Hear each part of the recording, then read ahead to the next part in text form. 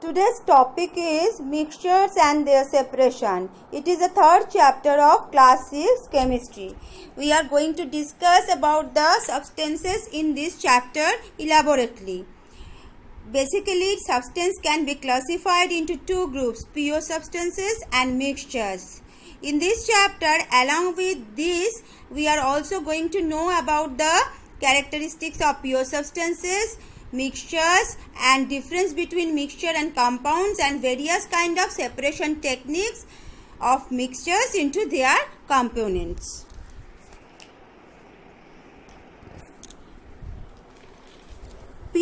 Pure substances. A pure substance consists of particles of only one kind. Elements and compounds are the two types of pure substances. Elements are made up of the same kind of atoms and compounds are made up of the same kind of molecules.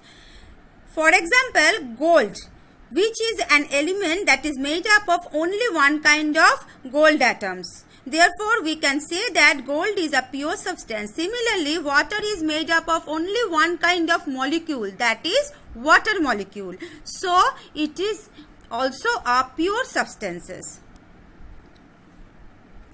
Characteristics of pure substances. The characteristics of pure substances are of four kinds. Like, first is the pure substance has a definite composition. For example, a piece of gold is composed of only atoms of gold. Similarly, a glass of water is composed only one glass of molecules of water. The second characteristic is a pure substance has a definite set of properties. Like, all atoms of gold have the same properties, and so a piece of gold has a definite set of properties.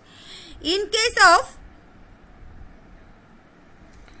pure substance, again we can tell that it has fixed melting and boiling points. For example, ice. In case of ice, it has a fixed melting point of 0 degree centigrade. Also, it has a fixed boiling point of 100 degrees centigrade. And the last characteristics is a pure substance cannot be separated into its components by physical means. Like, molecules of water cannot be split into oxygen and hydrogen atom by any physical method as heating or freezing.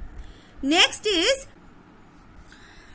mixture. A mixture consists of molecules of two or more substances, like elements, compounds, or both, in any proportion such that they do not undergo any chemical changes. For example, air is a mixture of number of gases such as oxygen, nitrogen, and carbon dioxide. Each substance in a mixture is called the constituent or component of the mixture. Mixture can be of two types, homogeneous mixture and heterogeneous mixture, but we will learn it afterwards. Now, I will explain about the characteristics of mixtures. The constituents in a mixture may be present in any ratio or proportion. For example, in a mixture of salt and water, the amount of salt and water is not fixed. In a glass of water, there may be mixed with 1 teaspoonful or 2 teaspoonful or maybe more than 2 teaspoonful of salt we can add. Each of the case we can say that the mixture is of salt and water, not particularly other name. Second characteristics is the mixture does not have any specific property of its own. In a mixture, each constituent exhibits its original properties. For example, pure oxygen, which supports burning, and so does the oxygen present in the air. Similarly, the taste of salt is only salty on its own, and it also tastes salty when mixed with water. The third characteristics of a mixture is a mixture which does not have a fixed melting or boiling point. In case of pure substances, already I told you that which is pure substances has definitely melting and boiling point fixed, but in case of mixture we can say that there is no fixed melting and boiling points. For example, in case of 1 glass of water with 1 teaspoonful of salt will have a different boiling point from a mixture of the same amount of water with 5 teaspoonsful of salt. And finally, the last characteristics is the constituents of a mixture can be separated by simple physical means. For example, iron dust can be separated from salt by using a magnet. So, the constituents of a mixture remain chemically separate and no new substance is formed. As we know that in case of solution for the mixtures, a mixture can occur as a solution also. A solution is one which one constituent dissolves in another constituent.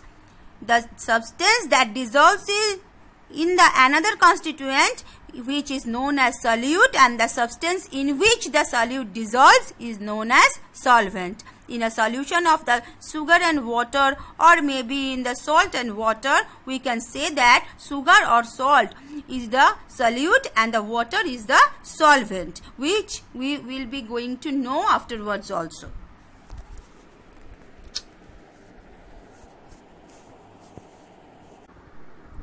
Now, the differences between compounds and mixtures. The main differences between compound and mixtures can be categorized in few points. Like, the compound is a pure substance, whereas mixture is an impure substance. Compound consisting of 2 or more elements. In the case of mixtures, it is consisting with 2 or more substances. For example, it may be compounds or elements or maybe both that are not combined chemically. A compound has a definite composition, but in case of a mixture which has a variable composition, like the constituents of a mixture can be present in any ratio or proportion. Fourthly, in a compound, the constituents lose their identities, that is, a compound does not show the characteristics of its constituent elements. In case of mixtures, the constituents do not lose their identity. For example, in case of air, oxygen, nitrogen, carbon dioxide, every property of the gases are present in the mixture. So, mixture retains the characteristics of the constituents of its own. Next is the compound has fixed melting and boiling points, whereas the mixture does not have the fixed melting or boiling point.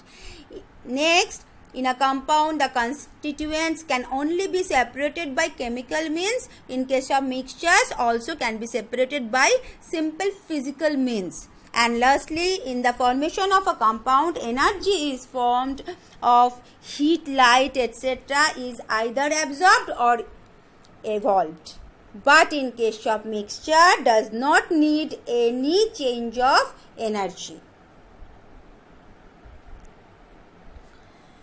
Next, there is an experiment relating to which we can show that the properties of a compound are different from the properties of a mixture. Means the difference between compound and mixtures can be explained through an experiment which are going to discuss now. To show that the properties of compounds are different from those of the mixture, we can explain in a very simple way.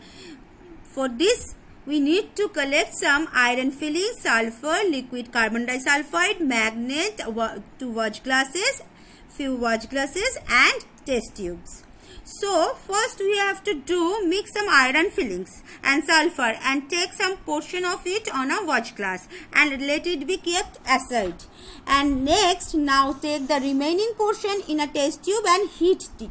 The black mass formed it put on the watch glass, another one, and it is also kept in the table. Next, bring the magnet over the first watch glass and of course also in the second watch glass. What do you observe? Firstly, this should be noted. Next, add some carbon disulfide to the portions of first watch glass and then Also from the few quantity from the second watch glass, that is black mass, in 2 separate test tubes. And then what do you observe? Now let's see. Bringing the magnet near to the samples, in case of first watch glass, the iron fillings which are not having the sulfur are attracted by the magnet. But in case of second watch glass, iron fillings and sulfur togetherly mixes with that, it remains unaffected by the magnet. Next, second observation, adding some carbon disulfide to the samples. Again, in the case of first watch glass, yellow sulfur, not iron, dissolves in the carbon disulfide. In case of first watch glass, and in case of second watch glass, it does not dissolve in carbon disulfide. So, finally we can say that a mixture of iron fillings and sulfur shows the properties of its constituents. However, the properties of the compound iron sulfide formed on heating and the mixture of iron fillings and sulfur are altogether different from its constituent elements, that is iron and sulfur. Now children, up to this much what we have explained, now I just go through the simple questions from the book, like check your progress, which some question is there. Regarding that question, just I am giving the answers, note it down, and in my next video I will show you the different techniques of separation of mixtures through some explanations. Thank you.